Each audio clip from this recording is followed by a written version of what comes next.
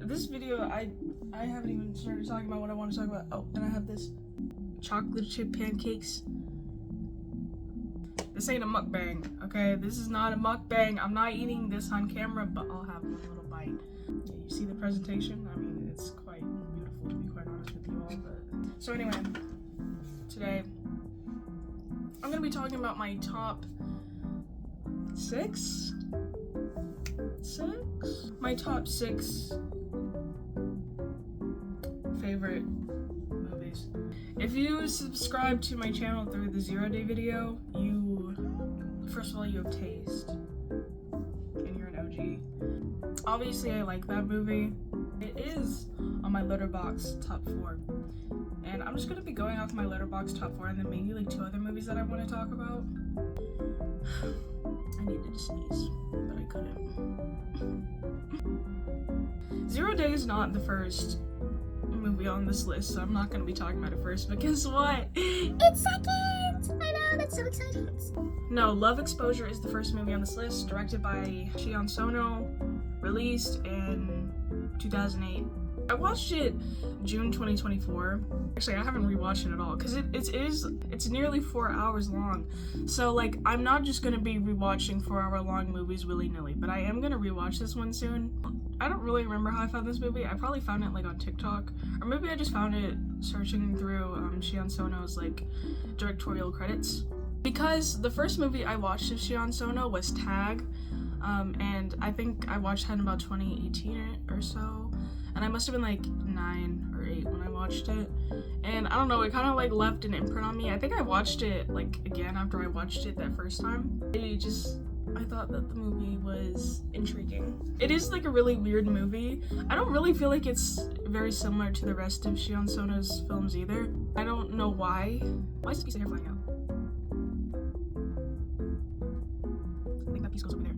I always like Tag, and when I was kind of getting into like, how do you say, like watching films as like a film connoisseur, I rediscovered Sion Sono because I was thinking of that movie. I was like, that's one of my favorites and maybe I should rewatch it. I didn't rewatch it, but Love Exposure, I don't know if that's like his, at least on Letterboxd, I don't know if that's like his, actually yeah, it is his top film on there. I don't know if I just looked at it and was like, yeah, that's the movie I'm gonna watch it. Maybe I found it recommended on TikTok. I do find a lot of movie recommendations on TikTok, or at least I used to. I don't really do that anymore. I kind of just search through Letterboxd and I kind of just wishlist whatever my mutuals are watching, to be quite honest. No, I'm not gonna summarize it, but I will tell you that it is a good movie. And even though it is 4 hours long, and I say this as somebody who has a really bad attention span, the movie is interesting all the way throughout. And I really like that about this film, and that's why it's one of my favorites. And I think it does a good job at keeping you hooked despite its runtime. And it is strange. I'm gonna say it right now. It is a strange film. Who cares? Love that one. Great film. Second movie. You guys know 0 Day. I don't remember when I watched this first, but I know that I watched it in 2023. And what to say about 0 Day? I don't know if I should say where I found this movie, and if you know, you know, and then you'll know where I found this movie. I kind of put it off, like, watching it for a long time, because I just didn't feel like it, and I was like, what if I don't even like it? That's kind of how I am when, like, somebody recommends a movie to me, and I already had it on my watch list, but I'm like, I don't know if I want to watch that, but usually it turns out good, okay? I think you should listen to other people's movie recommendations, especially mine. I have amazing recommendations, and you should trust me. This movie, I don't even know what to talk about with this movie, to be quite honest. This is why, like, I don't make videos about movies. What am I gonna sit here and talk about? I don't know, okay? What I do know is that this movie is great, and you should watch it if you haven't. And I don't know what it is that I like so much about this film. I'd say that it's like kind of realistic when it comes to the topic, whereas other movies, I haven't really watched any other movies that are like fictional but based off of like these events. But I've heard like Elephant is boring, and some of the like other films are just flat out boring. I do have them, I have all of them on my watch list. Well, at least I think I do. I just think that this movie is really good at what it does, and I don't know. Okay, so a lot of people, like, because this movie is like kind of based off of Columbine and like similar events, some people like think that there shouldn't be a fandom for this movie, which I do understand, but it's not real. So I don't know. Like, I don't know if I'm the person to talk about this. I just don't, like, it's a film, you know? I think that if you know, act the same way that you do with Zero Day with, like, actual criminals, then that's, like, kind of where you start to lose me. This is just a movie. like, literally everything has a fandom, and a crazy fandom at that. So it doesn't surprise me that there's a Zero Day fandom. And I don't think it's, like, the worst thing to, like, make edits or fan art or whatever. I think, yeah, of course you should be careful about the way you do it because of the subject matter. But, like, just to say that, like, somebody's, like, being weird just because they like the movie or, like, they made fan art and edit. Or, like, I had some people in the comment section telling me that I was, like, weird for talking about the movie. What do you want? It sounds worse than it actually does when I say it out loud. But if you watch the movie, you would get it. Third movie. This movie on my top 4 is replacing like a really good movie. I don't know. The Beatles: A Hard Day's Night. Why I like this film so much is not just because it has the Beatles in it, let me be clear. Because I don't really like Help. That has the Beatles in it, and it does have quite a few funny moments, but I'll get to why I don't like Help. Hard Day's Night, though, it is a cinematic masterpiece. It's beautiful, and it's kind of different to a lot of movies that I've seen. It's kind of different to a lot of the movies that I've seen, like, from that time period. What do I say? There's just something, like, very funny about this movie. I mean, obviously the movie's, like, purposefully funny, but it's, like, kind of dry humor, I guess. It's very dry, and it's kind of, like, spicy. It's kind of spicy for 1964, after all. A Hard Day's Night is probably my favorite Beatles album. No, I'd say second favorite, because first, it's always going to be Magical Mystery Tour, okay?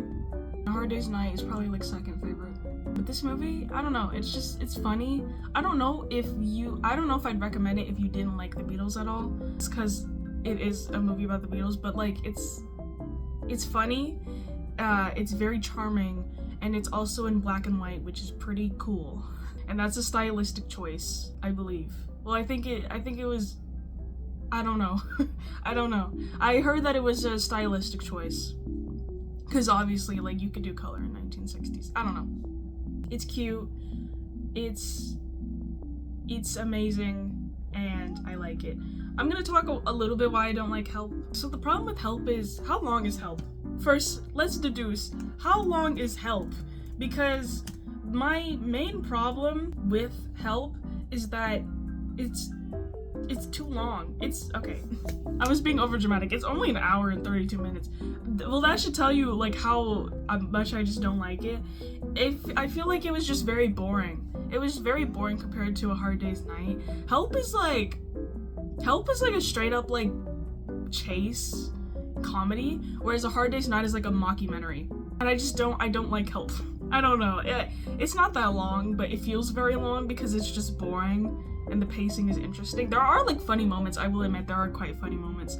Also, their haircuts in this film. Who did that to Ringo? What is that? What? Who did? They literally look like a caricature of themselves. Like, I don't like that movie so much. I don't hate it or anything. I don't know what rating I gave it. I'm gonna put it up on screen. Because, like, I don't despise it or anything, but it's not something that I would return to. Fourth movie, Lilia Forever, 2002. Who directed this? Lucas Moodysson. I don't know if that's how you pronounce his name, but how else am I going to pronounce it? Lilia Forever is, like, let me say, it's one of those really sad movies, and if you don't like sad movies, then I don't know. Like, I understand, actually. I haven't been watching them. Because, like, they make you upset. Like, yeah. But anyway, this is a really well done one. However, I must say, I know that this movie is, like, popular with people who also like Zero Day. So, if you know Zero Day, there's a chance that you might know this one. I will say that I did research, like, the actual, person that this movie was based off of, and like obviously in the movie, Lilia, like she's kind of poor. Her aunt, I think it is, not very nice to her. All that stuff. So I've heard, and I don't know if I looked it up on Reddit or like some type of website. What is the real person? I can look it up. I can look up her actually. Yeah. So I don't know how to pronounce that name, but I'll put something up on screen. The actual story, I've heard that like the actual girl, like she actually was pretty well off. Am I spreading misinformation? I don't know. Actually, I see one that I want to talk about, who in this movie also has Oksana Akishina in it. It's Sisters from 2001. And actually, directed by Sergei Bodrov Jr. And you want to know what Sergei is from? Yeah, you want to know? He was in Brother or Brat. He was Brat. He was Brat all along. And you want to know what is so sad? Well, I'll tell you what's so sad. He died shortly after making Sisters. Yeah, he did. I think he could have gone on to do some great directing work, but we'll never know. We don't live in that universe. Anyway, I don't know why I like this movie so much. It actually introduced me to this like song in this album, because there's like this song, what is it called? Eins, zwei, drei Waltz by Agatha Christie, and it's off of their album Mein Kampf. I really like that album. I like that song. I think I actually used to have it in my top 4. I don't know what I replaced it with. I think I replaced it with Love Exposure. I might be wrong about that. When did I first watch this movie? 11th of January 2024. I'm gonna assume that that's true. Yeah, because I did rewatch it actually, now that I think about it. I rewatched it, I don't know when. I don't think it was this year. I guess I rewatched it at the end of 2024. Yeah, I think I did. This movie, some people say it's like kind of like a sequel, if you could say that, to Brother. I want to call it Brat so bad, but I'm not doing that. I've never seen Brother. I'm just gonna be honest, I've never seen it. I don't know when my leg made that loud noise. I've never seen it. I do plan on watching it. I did try to watch it, but I got lazy trying to search for a version of the movie that had like English subtitles and like good audio or something, and so I just gave up. But I know it exists, obviously, because like, duh, it's a very popular Russian movie. But I do like Sisters, and what do I like about this film? That's a great question. It's also kind of like, you know, like a mystery, maybe even a thriller. It's not scary. Let's start there. It's not scary. It's kind of like a chase,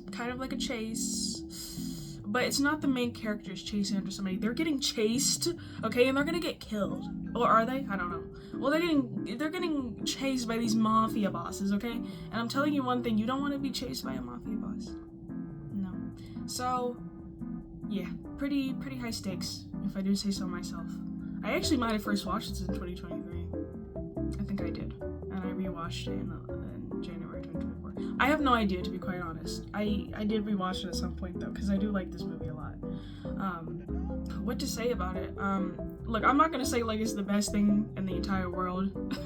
Okay, don't get your hopes up. But I do like the movie a lot.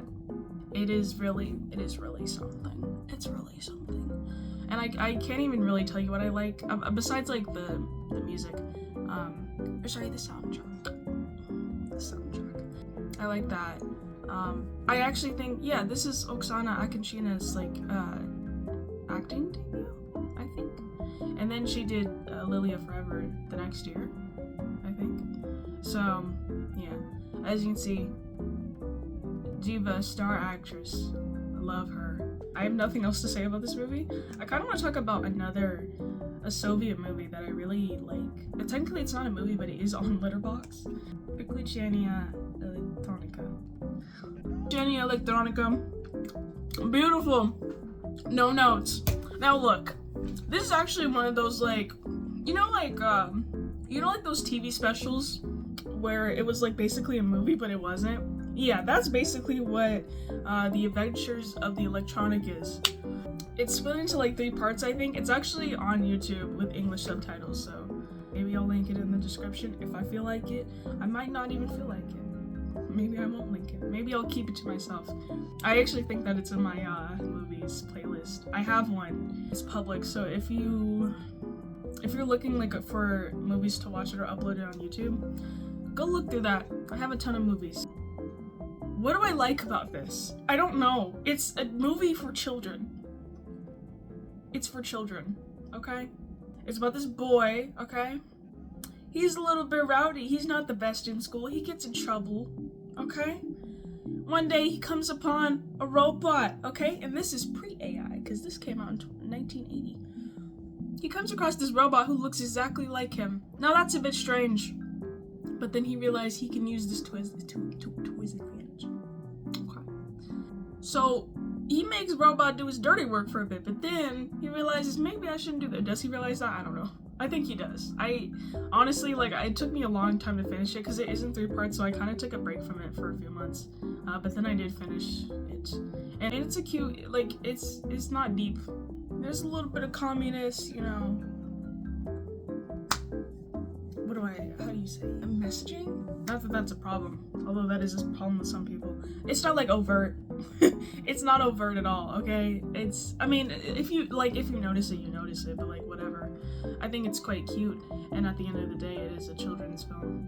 Anyway, it's a very cute story, and like, it's just cute to watch, like, these characters, like, grow and learn from each other. That's it. I have nothing else to say. I actually really like, Soviet, like, children's movies, and you might say, why? Okay, but you have to understand that this is actually amazing, okay? I definitely have a couple more movies that I do not remember the names of right now, that I quite like, and ones that I'm planning to watch. So, yeah.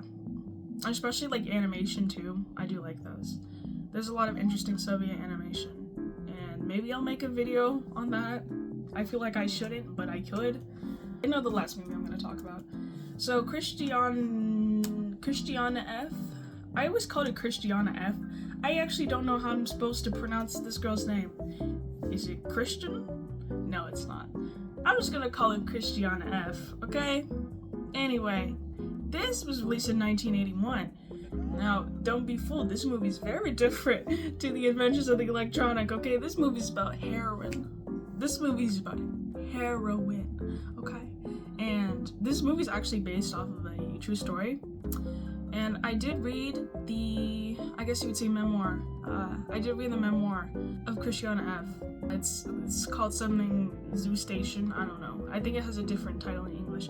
I really enjoyed it, but I read it after I watched this movie, and this movie is a little bit different to the book, but nonetheless, this is a really good movie. And you know those movies where, like, all they do is just show teenagers sitting around and doing drugs and all that type of stuff? Yeah, okay, so this is one of those movies, but it's like, it's sad and it's accurate, and that's what is, like, that's why the movie is regarded the way that it is, because it's actually a very accurate representation, and it's based off of, is it based off of a memoir? That is a great question. I have no idea, but it is based off of somebody's, like, true story. It is, like, it's crazy. It's crazy to say the least, and you're like, you can't believe that this is something that actually happened, but I mean, maybe you can believe it, I don't know, but this, you know, this is basically something that actually happened, and I really do enjoy this movie, and I think that it is one of the better sad movies. Although what? I mean, okay, there are, like, a lot of, like, obviously there's a lot of serious topics. This is based off of, like, a actual, like, era in 70s Germany, you know what I mean? So if you don't like that kind of stuff, there's probably, like, warnings about it on IMDb. I always look up movies on IMDb to see what I'm really getting into, because you never know what you're gonna get into. Well, actually, I don't always do that. That's a lie. But I do it quite often. If you like the movie, you'll definitely like the book. Yeah.